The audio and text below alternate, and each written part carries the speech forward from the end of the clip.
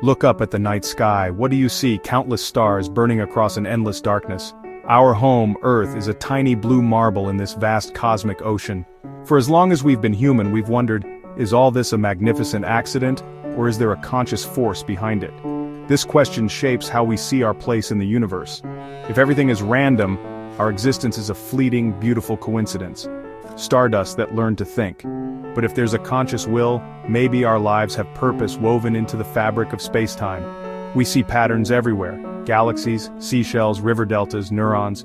Are these coincidences or hints of a grand designer? So, we begin our journey with uncertainty, using science to map reality and philosophy to question its meaning.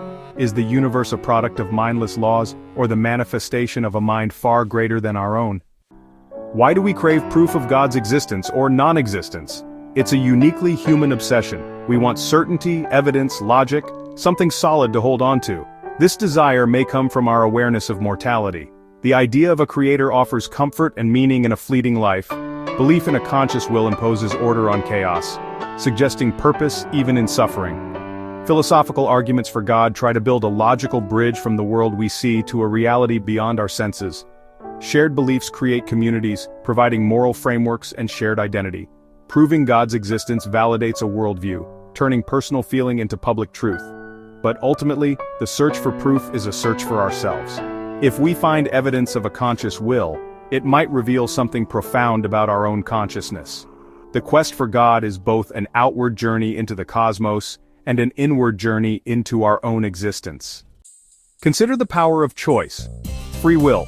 Are we truly free, or just products of chemistry? If we, as parts of the cosmos, possess will, could the universe itself have a will?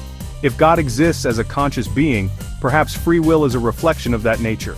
Our ability to choose could be a small echo of the ultimate choice that brought the universe into being.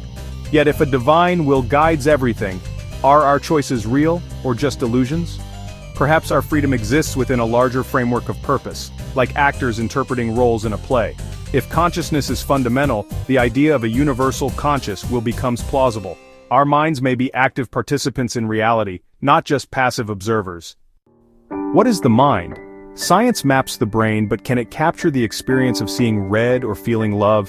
This is the gap between the physical brain and the conscious mind, the ghost in the machine. Materialists say the mind is just what the brain does. Consciousness is an illusion.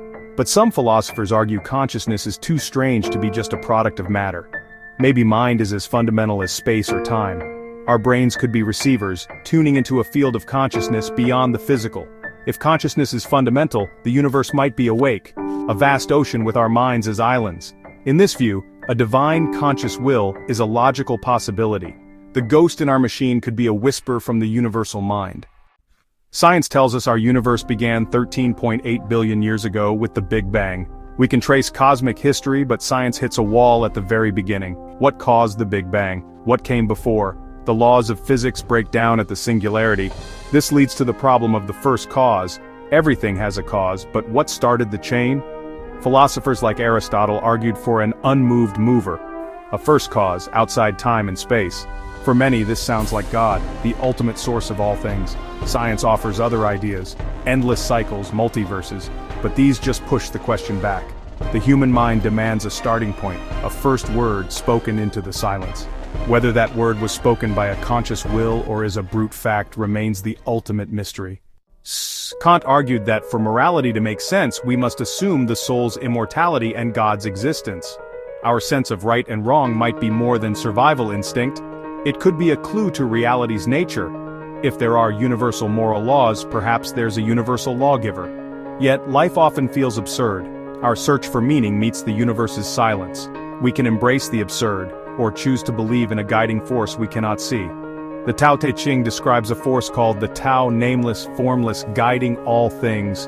The Tao does nothing, yet leaves nothing undone. Perhaps the conscious will we seek is not a king on a throne, but a quiet river, guiding everything along its course. Maybe it's a silent, intelligent presence we can feel, even if we can never prove it. The search for meaning continues, within us and in the universe itself.